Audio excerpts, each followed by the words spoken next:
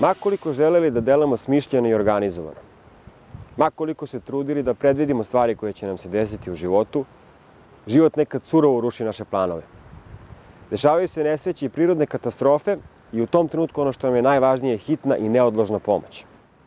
Nekom je potreba paket vode i hrane, nekom krov nad glavom, nekom smeštaj za jednu noć, nekom prevoz, nekom odeća i obuća. U svakom slučaju ono što je jako važno je dobra volja donatora i sposobnost da se ta pomoć dostavi na vreme.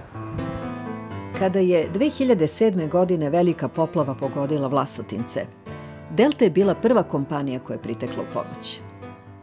2010. godine katastrofalni zemljotres uzdrmao je Kraljevo i odmah posle nesreće za manje od 3 meseca u selu Vitanovac nikle su 3 nove kuće. Poklonjene su porodicama koje su bile u posebno teškoj situaciji. Ne samo da se na njih obrušila priroda odnoseći najveću materijalnu vrednost koju su imale, već i život u siromaštvu, u višečlanim domaćinstvima sa ukućanima čija bolest traži dodatnu pažnju i negu. Poplave u proleće 2014. godine zadesile su skoro celu Srbiju. Bilo je teško odlučiti gde poslati pomoć kada je ona potrebna svima. Urgentna pomoć upućena je najteže pogođenim gradovima. Da bi se sačuvala stočarska proizvodnja, u 12 opština Srbije upućene su pošiljke stočne hrane. Vredi mnogo, nije malo.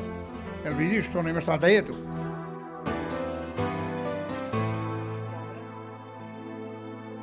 Za centralnu akciju izbor je pao na najteže pogođeni Obrenovac i prelepu staru ulicu Save Kovačevića. Stihija je iza sebe ostavila ruinirane kuće i razočarane ljude bez trunke nade.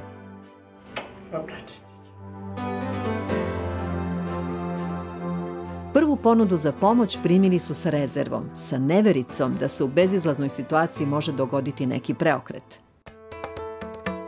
Posle 3 meseca preokret je bio očigledan. U ulici su zasijale kuće obojene u žuto, sa sređenim dvorištima, sa zasađenim drvećem, istovetnim kućnim brojevima.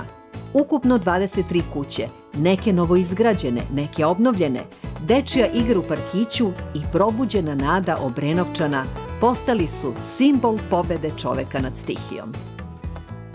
U ime žitelja ulice Save Kovačevića, našim prijateljima iz kompanije Delta koji su nam se našli u tako teškoj situaciji, želim da kažem samo jedno lepo, toplo, ljudsko hvala.